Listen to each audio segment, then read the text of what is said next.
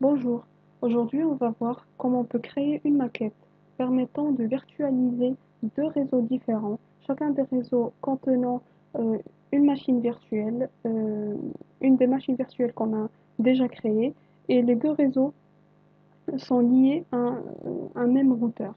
Alors on aura besoin du GNS3 qu'on peut télécharger sur ce site. On fait free download, puis on remplit nos données. Si on n'a pas de compte ici, on fait create account et continue. Et ça se télécharge automatiquement après.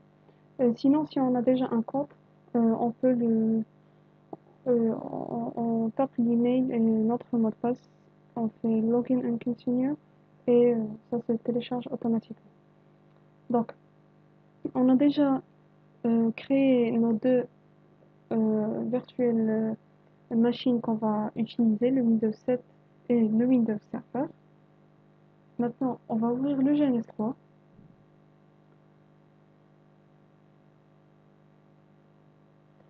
On crée un nouveau projet qui, qui est demandé automatiquement. On va le nommer projet virtualisation, par exemple. On choisit notre location. Moi, je vais la laisser celle choisie. On clique sur OK. Moi, j'ai déjà créé un, donc c'est pas grave. Alors, euh, on aura besoin d'un routeur.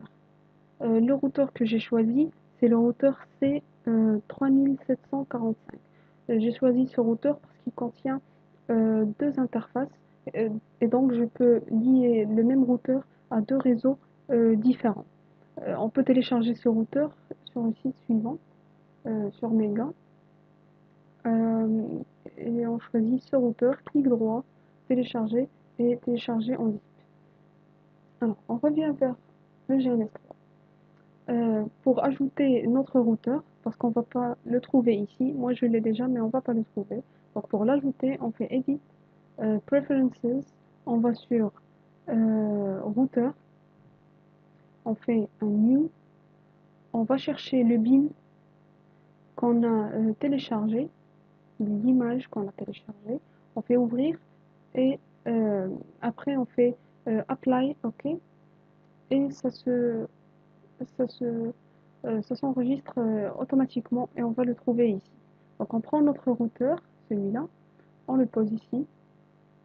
Maintenant, il nous faut deux réseaux. Donc on va choisir deux clouds. Pose le premier nuage ici, le deuxième ici. On peut configurer, euh, on doit le configurer. On peut changer le nom si on veut, c'est pas la peine. Il faut ajouter une interface ou bien un port pour pouvoir lier le nuage au routeur. Donc on choisit Ethernet 2 ou bien Ethernet.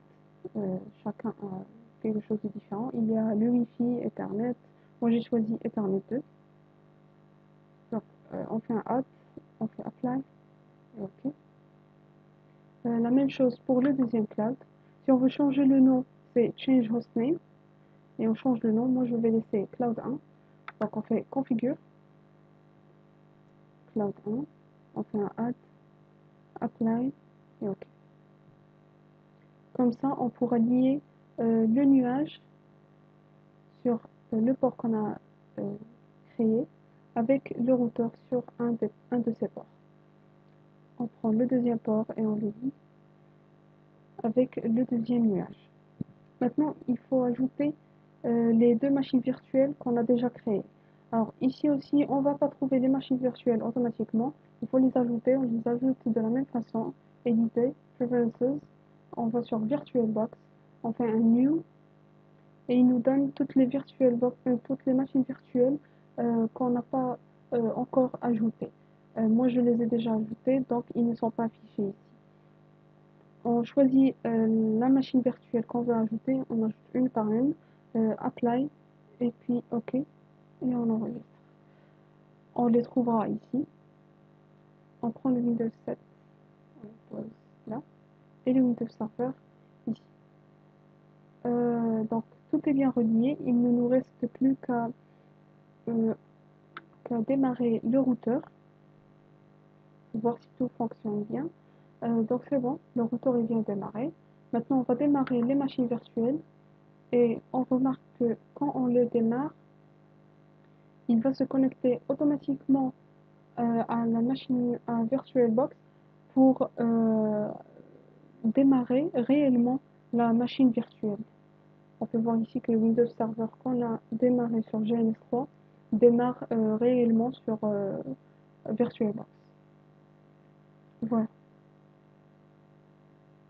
Puis la même chose pour le Windows 7. C'est ça, bouton droit Start.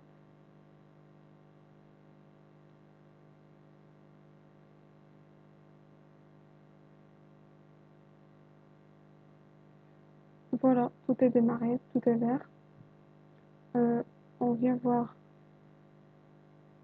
ici, on trouve que le Windows 7 est démarré aussi automatiquement euh, dans VirtualBox.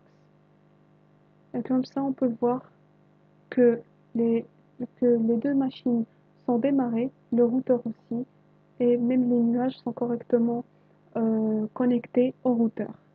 Et voilà comment on peut créer notre maquette de virtualisation de deux machines virtuelles sous deux réseaux différents liés par un routeur. Merci.